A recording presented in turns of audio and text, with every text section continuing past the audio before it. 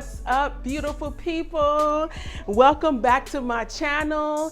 Welcome to those of you who are joining for the first time. This is your girl Audrey, and I am so excited because it's been 10 years since I moved to the beautiful island of Roatan, and man, it's definitely a milestone in my life. I've learned so much. I met so many wonderful people, made some friends, got reconnected with my roots.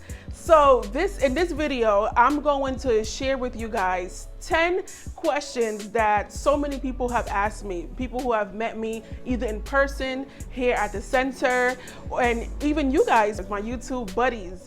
Yes, I'm gonna answer 10 common questions that people ask me when they find out that I moved from New York to Roatan. So, but before I continue, don't forget to like, share, and subscribe because you know that helps me out. It helps my channel to grow. So please and thank you. All right, so man, when I moved here, I was 24 and single with no kids and very naive and super confident, which on the one hand, it was good to get me, started and, to actually take that leap of faith. On the other hand, your girl hit a lot of walls, but, you have to appreciate your journey, right? Because everything that comes with it, good, bad, the good, the bad, and the ugly, it all adds to your story, right? And I wouldn't be here with you guys to tell you my story had it not been for everything that I've been through over the past 10 years.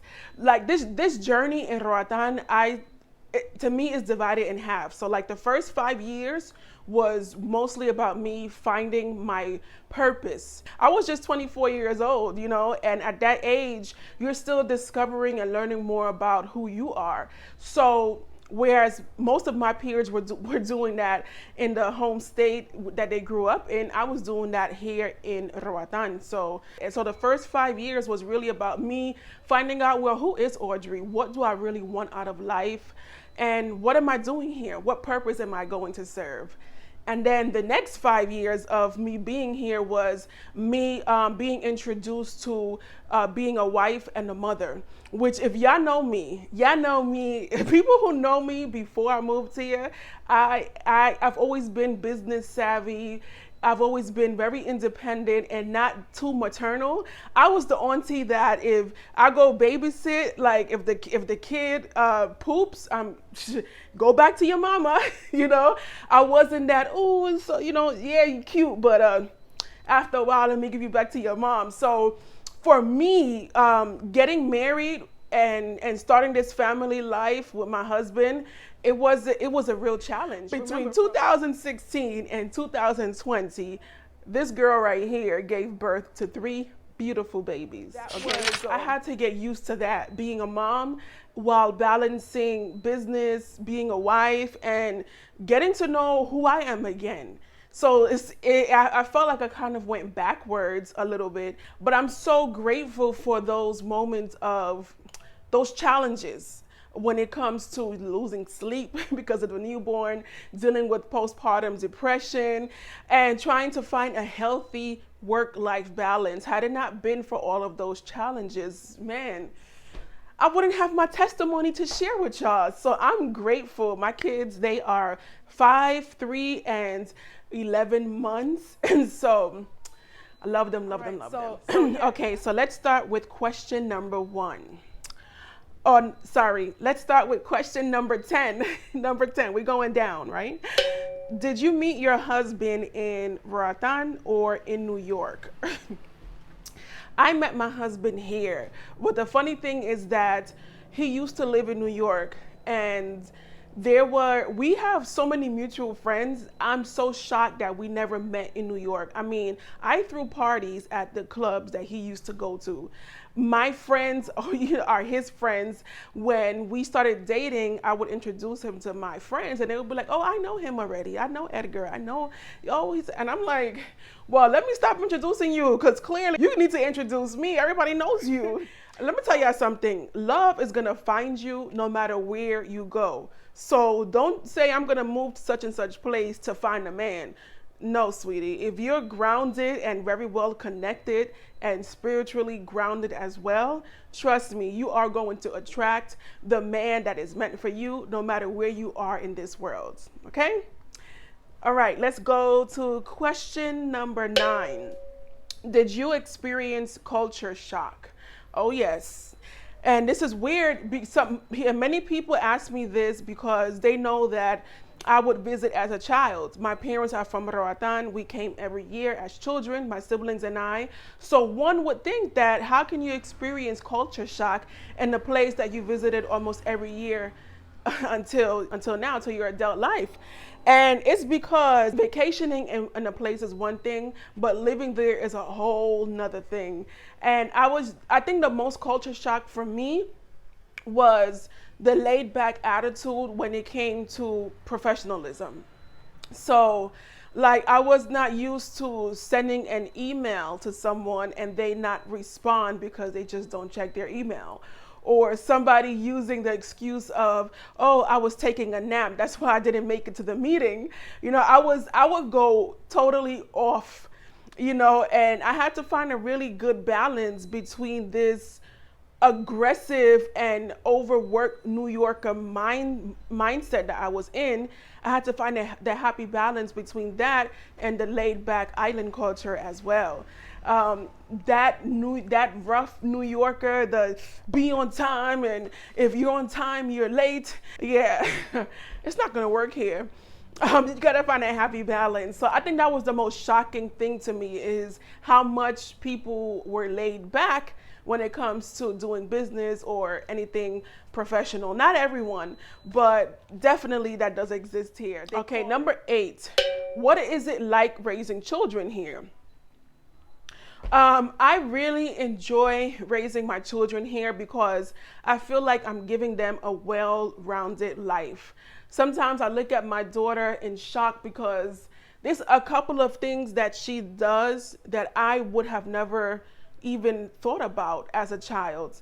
Like for her to tell me the other day, Mommy, I'm going diving with Papi, or I want to go diving with Papi. Those words never came. It wasn't even a thought in my head at the age of 5 because I didn't grow up on an island, I also like the fact that they're in a community environment and they're able to run around free. They're not just stuck on a tablet all day. My kids are outside most of the time. So it's a really healthy break between having them on a tablet all day, I do, however, I am very intentional. Well, right now with the pandemic, travel is really, I decided to calm down on the traveling with my children until 2022 when things are a little bit more organized.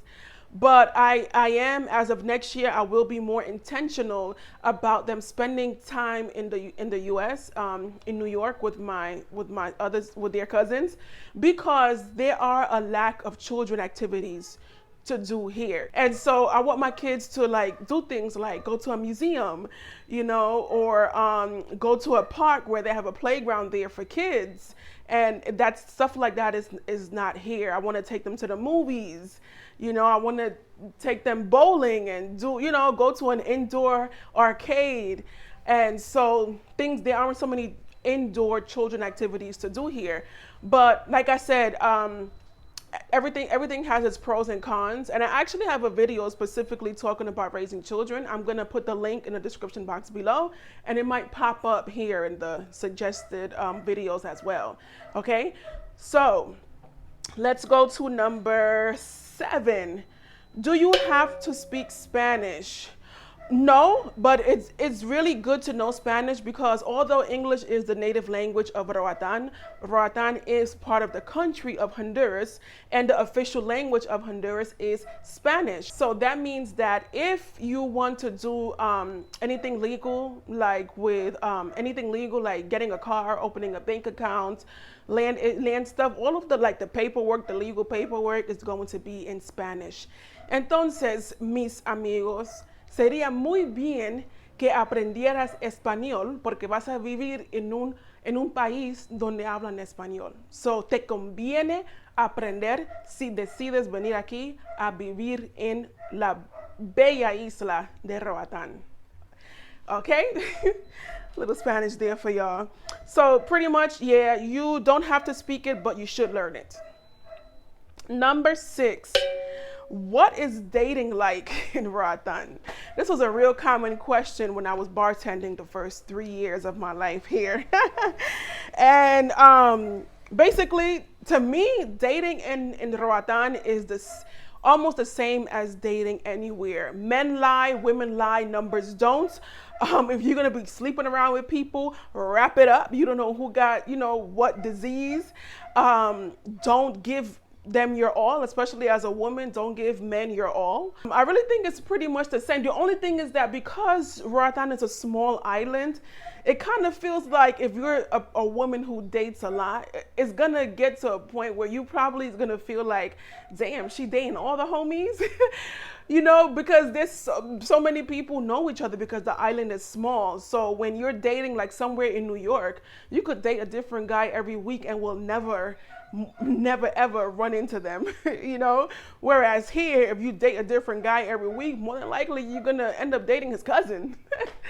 So that's pretty much it. It's a smaller community. So any problems you might have, a lot of people like to categorize it as, oh, Roatan men this, Roatan men that, when honestly, men in general, act like X, Y, and Z. Roatan men cheat, New York men cheat, Chinese men cheat, Puerto Rican men cheat. So to me, it's pretty much the same. Dating, especially to me, dating in general is, that's a topic that we could go on and on. But the more you know yourself and the more grounded you are, the more spiritual you are, the more you're going to attract the right person. So don't generalize. If you're going to date here, just have common sense. Number 5 is, what do you do for work? So most of you by now should know that I'm the director of the Garifuna Cultural Center, which is a project that my sister and I started. I'm going to leave a link in the description box below that talks more about that specific project. But when we decided to convert from the bar and restaurant to a cultural center, the income, the cash flow coming in went way down. So I had to find work. And so I didn't want to work here because I couldn't survive off of the minimum wage. Minimum wage here is $500 a month. And although I qualified for a higher job that would pay like 3 times or 4 times more than that, I don't know.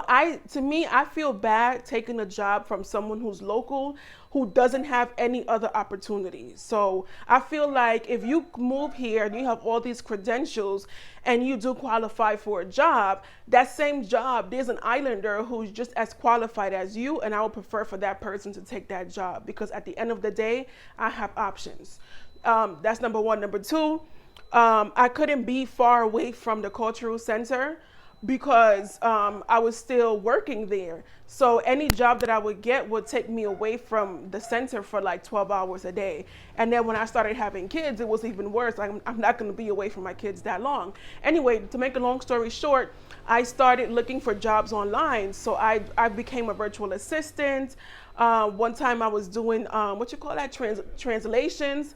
I was also teaching English to adults and to children. And that led me to what I'm doing now, which is right now I started freelancing as a digital marketing person. And that means like building websites. I would manage other social media pages. And after about 2 years of freelancing, I decided to start doing it for myself. So now I have a digital marketing business. So that's what I do to make some side income. And as you guys, so many people learned after the pandemic that it's important to have multiple streams of income because the goal is to be financially free. All right, let's go to number 4. Do you have any regrets about the move? None at all. I do not regret moving to Roatan. Number 3, would you recommend Roatan to people? Roatan is definitely not for everyone.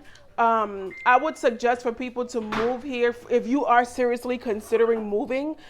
come here for 6 months and move around the island. Maybe spend 2 months in one community, 2 months in another community, like that, and get a feel for it. But don't spend the entire time doing tourist stuff. You got to balance it out and actually do some like real life living in Roatan stuff. Like go pay a bill, or find out if you want to open a business what you need. Like follow somebody who lives here on their day-to-day life. So yeah, so I would recommend it. Just come and fill it out before you make your decision.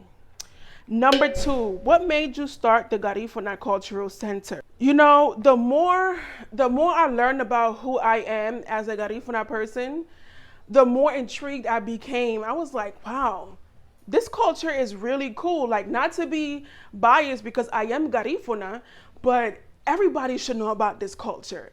You know, everyone should know about this, and we need to save this. I want my kids to learn about this. I want my friends to learn about this.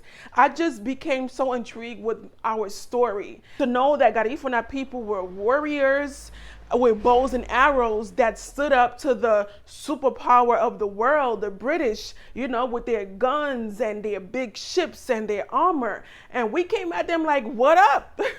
What up? You trying to enslave me? Let's go to war. That just, it just intrigued me. All of the tools that they use to cook, I have some of them at the center, and I'm like, I look at them and I'm like, who thought of this? How can you take palm leaves and put it together to make it as a filter, as a sifter?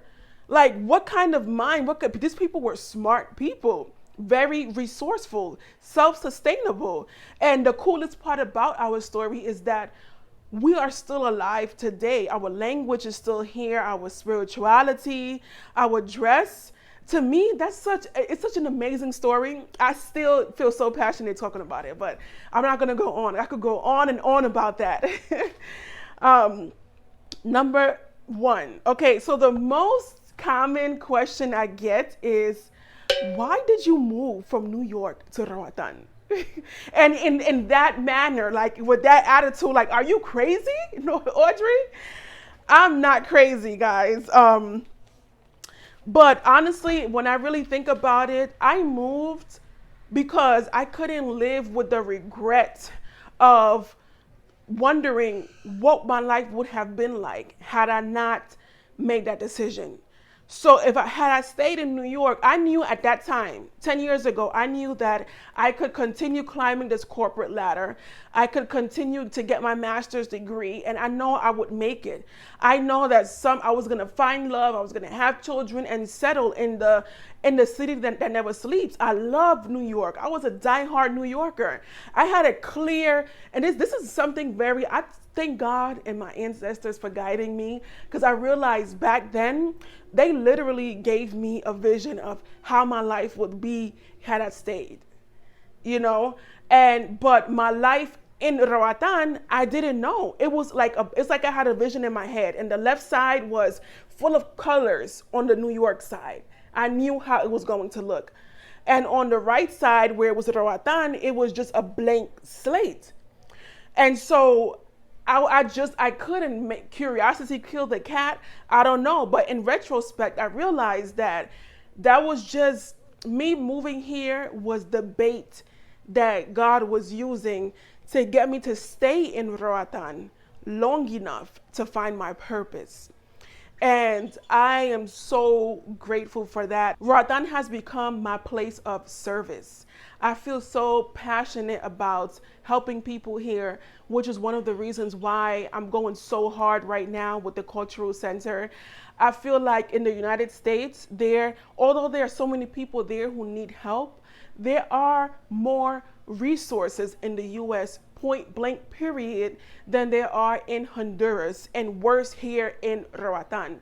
Roatan is like the stepchild of Honduras, where so many things that should be here are not here. And I just feel like the next 10 years of my life is going to be dedicated to servicing the people here. So I do plan on doing motivational workshops. I do plan on working a lot with women here and getting more involved in my church. Like I said, I feel like I've been called for this. But the first 10 years, it just had to be me finding out who I am, starting my family, understanding family life, getting to know what type of business I want to do here. And now the next 10 years of my life, now that I know what's up, what's going on, and I have this new level of discernment, is definitely going to be dedicated to serving the people of this island. As I continue, of course, to raise my small family and enjoy my life with my husband. And yeah, I'm really happy. Thank you guys for following me. I want to really thank all of the wonderful people I've met along the journey. And if you are thinking about moving anywhere, whether it's to Roatan or somewhere else, I really encourage you to leave. I feel like there's something so liberating about leaving and knowing that you could make it somewhere else. Because I used to feel like, move away from New York? What? You crazy?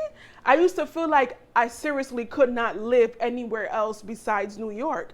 And now that I live here, and people ask me, are you going to move back? I'm like, I don't know. Like, because I don't need to live in New York. You know, I just don't. I have so many options now.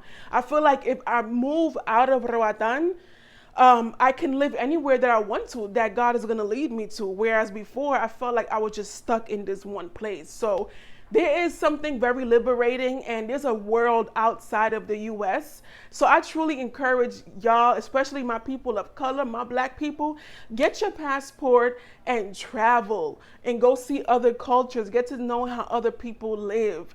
There's something very inspiring about that. There's something very liberating about it. I can't even put it into words, right? So that's pretty much it with my 10-year anniversary, my 10-year Roatan anniversary recap, y'all. Thank you so much for watching. And remember, if you have any questions, put it in the comments. I also offer a 60-minute consultation for anyone who's seriously considering moving to Roatan, and I charge $75 for the 1-hour consultation. What I do is I give you a questionnaire that has 10 questions for me to get to know you a little bit more, so that when we do meet via Zoom, I have a clearer picture, and I could take I can use our time more wisely, you know, as opposed to asking you all these questions during the video. Yeah, if you're interested, let me know. Send me an email, thencameroatan@gmail.com. Everything is in the description box, in my profiles. Also follow me on Facebook and Instagram, y'all. Thank you so much for watching. Mwah. Bye.